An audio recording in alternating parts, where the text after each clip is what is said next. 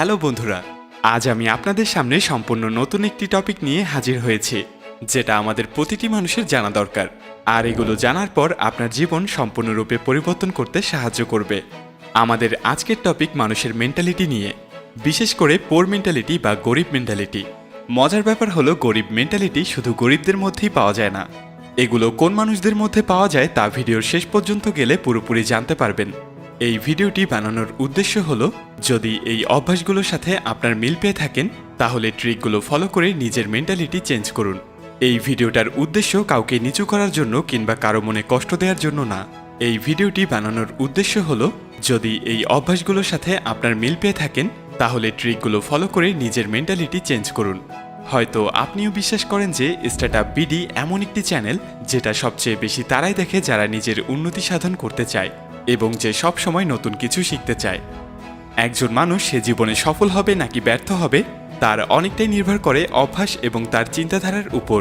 আর তাই আপনি যদি জীবনে সফল হতে চান তাহলে এই ভিডিওটি আপনার জন্য খুবই গুরুত্বপূর্ণ। এই ভিডিওতে আপনাদেরকে যা শেয়ার করব তা দুটি বইয়ের মাধ্যমে। প্রথমটি হলো 7 হ্যাবিটস হাইলি ইফেক্টিভ পিপল, দ্বিতীয়টি হলো the secret of millionaire mind. তো আর কথা না বাড়িয়ে শুরু করা যাক। প্রথমে যে জিনিসটা গরিব মেন্টালিটির মানুষরা খুব বেশি পছন্দ করে সেটা হলো স্পোর্টস। নিজে খেলতে নয়, শুধু উপভোগ করতে। এরা অনেক ঘন্টা ওয়েস্ট করে ফেলে একটা ম্যাচ দেখতে, আর যখন ম্যাচ শেষ হয়ে যায় তখন ম্যাচ শেষের প্রোগ্রাম দেখতে থাকে, যেখানে 4 জন লোক বসে ম্যাচে যা হয়েছে এগুলো নিয়ে ডিসকাস করছে। তারপর এটাও যখন শেষ হয়ে যায় তখন প্লেয়ারদের প্রাইভেট লাইফ জানতে ইন্টারনেটে সার্চ করা শুরু করে দেয়। কিন্তু বাস্তবতা এটাই যে, যদি আপনি কোনো টিমের মালিক না হন বা যদি ওই খেলার সাথে আপনি সরাসরি সম্পৃক্ত না থাকেন তাহলে আপনার স্পোর্টসের পেছনে এত লেগে থাকার দরকার নেই। যত ধনী ব্যক্তিরা আছে তারা কখনোই টিভির সামনে বসে স্পোর্টস দেখে নিজের সময় নষ্ট করে না। খেলাধুলা করা খুবই ভালো, আপনিও খেলুন। ফিজিক্যাল ফিটনেসের জন্য খেলাধুলা করা খুবই ভালো, কিন্তু দেখে সময় নষ্ট করা আপনার জন্য খুবই খারাপ। দল নিয়ে গরিব লোকেরা ঝগড়া করতে থাকে, কেউ কেউ আবার ওই প্লেয়ারের জন্য নিজের বন্ধু নিজের প্রতিবেশীর সাথে লড়াই করে, কিন্তু ওই প্লেয়ার কোটি টাকা ইনকাম করে নিয়ে যাচ্ছে, আর বিনিময়ে আপনার কি লাভ হচ্ছে? কারণ এটা তার বিজনেস।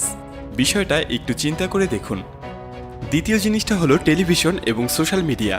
গরিব লোক টেলিভিশন বেশি দেখে আর সোশ্যাল মিডিয়াতে বেশি সময় নষ্ট করে। তাদের পছন্দের টিভি সিরিয়ালও থাকে যেটার একটা এপিসোডও মিস করতে চায় না। যদি আপনারও টিভি সিরিয়াল খুব পছন্দের হয় আর আপনিও যদি পছন্দের টিভি সিরিয়ালের একটি এপিসোডও মিস করতে না চান তাহলে আপনারও গরিব হওয়ার চান্স অনেক বেশি। কারণ এই টিভি সিরিয়াল দেখার ফলে আপনার জীবনে কোনো পরিবর্তন আসবে না, বরং আপনার চিন্তাধারা আরও নেগেটিভ হবে। এর ফলে টিভি সিরিয়ালের নেগেটিভ ক্যারেক্টার আপনার ফ্যামিলি এবং আপনার আশেপাশের মানুষদের মধ্যে দেখতে পাবেন।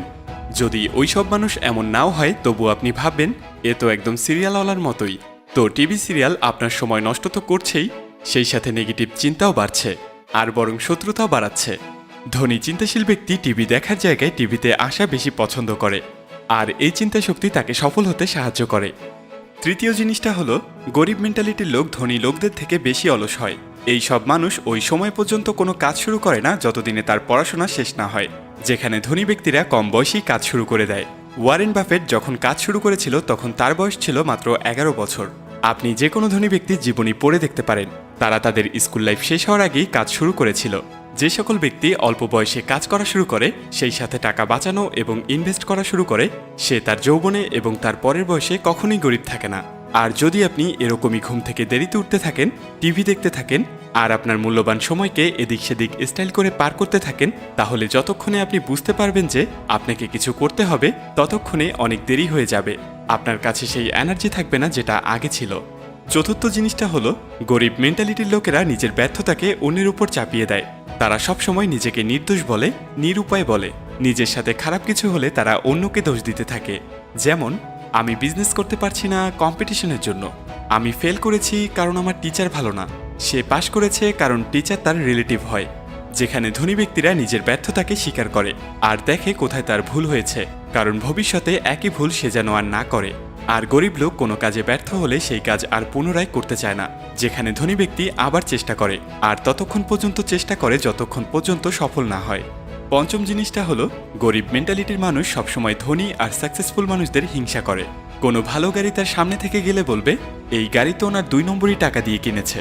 কারো বড় বাড়ি দেখে বলবে, এই ঘর তো ওনার শ্বশুরের টাকা দিয়ে বানিয়েছে। আরে ভাই, যার টাকা দিয়ে বানাক না কেন, তাতে আপনার কি? ধনী মেন্টালিটির মানুষ সবসময় ধনী আর সাকসেসফুল মানুষদের দেখে অ্যাপ্রিসিয়েট করে। যদি কেউ গরিব হয় কিন্তু তার মেন্টালিটি যদি ধনীদের মতো হয়ে থাকে, তাহলে সে ভালো কোনো গাড়ি দেখলে বলবে, বাহ অনেক ভালো গাড়ি, আমিও একদিন কিনবো। একই কথা একটা বাড়ি দেখলেও বলবে। ষষ্ঠ নম্বরে হলো গরিব মেন্টালিটির মানুষ দেখানোর জন্য করে। এখন হয়তো আপনি বলবেন, গরিব কোথায় দেখানোর জন্য করে? দেখানোর জন্য তো বড় লোকরা করে। একদমই না, আমি আপনাদেরকে বলছি। এটা হয়তো আপনারাও দেখেছেন কিছু লোকদের, যে মানুষটার স্যালারি 20,000 টাকা, কিন্তু সে মোবাইল ফোন ইউজ করে 50,000 টাকা দামের। তো এমনটা কিভাবে করে সে? লোন নিয়ে। কেন? দেখানোর জন্য। কিন্তু কাকে দেখানোর জন্য? ওনার মতোই আশেপাশে কিছু গরিবদের দেখানোর জন্য। গরিব লোক সবসময় চায় তার আশেপাশে যত গরিব থাকবে তাদের মধ্যে যেন নিজেকে ধনী দেখায়। আর কিছু গরিব তার ফোন দেখে তারিফ করে, বলে ওয়াও ভাই তোর ফোনটা অনেক জোস। তো সে নিজেকে ধনী দেখানোর জন্য সে তার বাজেটের বাইরে গিয়ে দামি ফোন, দামি পোশাক, ব্র্যান্ডের জুতো কেনে। আর শুধু এতটুকুই না, গরিব মানুষ কিছু দেখানোর জন্য ধার কিংবা লোন নিয়ে থাকে, যেমন এসি, বড় টিভি কিংবা গাড়ি। যদি তার কোনো রিলেটিভ গাড়ি কেনে, তাহলে গরিব মেন্টালিটির লোক ভাবে তার রিলেটিভের কাছে এক ধাপ নিচু হয়ে গেছে। তখন সে যে কোনোভাবে লোন নিয়ে একটা গাড়ি কিনে ফেলে, আর অনেক কষ্টে স্যালারি থেকে টাকা বাঁচিয়ে তার লোন পরিশোধ করতে থাকে। আর যখন তার অফিসের বস জানতে পারে যে সে বড় কোনো লোনে ফেসে আছে, তখন সে চিন্তা করে এর কাছ থেকে এখন যত পারি কাজ করিয়ে নেব, কারণ সে চাকরি ছাড়া রিস্ক নিতে পারবে না। আর সে ওখানে চাকরিতে ফেসে যায়। যেখানে ধনী ব্যক্তিরা এই সব কিছু তার বিজনেস অ্যাকাউন্ট থেকে কেনে। আপনার মনে হতে পারে এটা দেখানোর জন্য, কিন্তু ধনী ব্যক্তি এক একটা জিনিসের উপর প্ল্যান করে খরচ করে। আর যখন সে কোনো লোন নেয় তখন অ্যাসেটস কেনার জন্য নিয়ে থাকে। অ্যাসেটস হলো যেটা থেকে সে টাকা আয় করতে পারবে, কারণ উনি জানে যত টাকায় ইনভেস্ট করবে তার চেয়ে বেশি রিটার্ন পাবে। সপ্তম নম্বরে হলো গরিব মেন্টালিটির লোকেরা সবসময় একটা জিনিস নিয়ে চিন্তায় থাকে, যে লোকে কি বলবে। তাদের সোশ্যাল স্ট্যাটাস থাকবে না, তাদের সম্মান থাকবে না। গরিব লোক ধার দেনা করে ভালো আয়োজনে বিয়ে করে, কিংবা তার সব জমানো টাকা এক বিয়েতে খরচ করে ফেলে, কারণ লোকে যেন না ভাবে এনার তো একটা মাত্র ছেলে আর এত সিম্পলভাবে বিয়ে হয়েছে।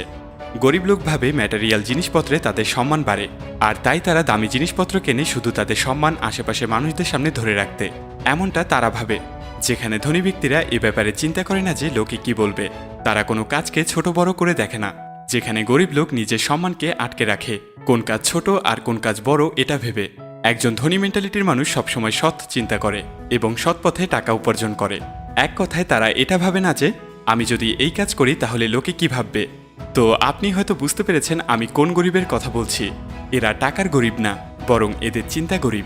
যদি আপনার আশেপাশে এমন মেন্টালিটির মানুষ থেকে থাকে, তাহলে অবশ্যই তাকে ভিডিওটি শেয়ার করতে ভুলবেন না। ভিডিওটি ভালো লেগে থাকলে লাইক দিয়ে আপনার মতামত জানাতে পারেন। আজ এই পর্যন্তই। ভালো থাকুন, সুস্থ থাকুন, আর সবশেষে থ্যাঙ্কস ফর ওয়াচিং।